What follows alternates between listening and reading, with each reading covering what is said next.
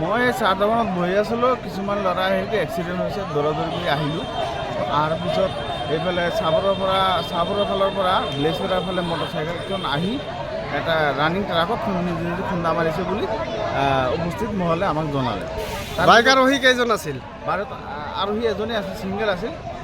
আৰু জনাৰ পিছত আমি আহি দেখিলোঁ ভৰি চৰি ভাঙছে, মূৰটো ফালিছে। তাৰপিছত আমি এটা গাড়ী মাতি পঠাই দিলোঁ হস্পিটেললৈ। বাইক আৰোহীজন কি মৃত্যু হৈছে নেকি? তাতে মানুহ চবেই চোৱাৰ পিছত ক'লে যে মৃত্যু হোৱা বুলি চবেই অনুমান কৰিলে। মৃত্যু হোৱা বুলি কৈছে। ঘটনাটো ক'ত হ'ল? হেল্ল', ঘটনাটো ক'ত হ'ল? ঘটনাটো সোণামুখী, সোণামুখী টকৰাবান্ধা। বিড বৈছে টকৰাবান্ধা পাহাৰৰ ওচৰত। ঠিক আছে।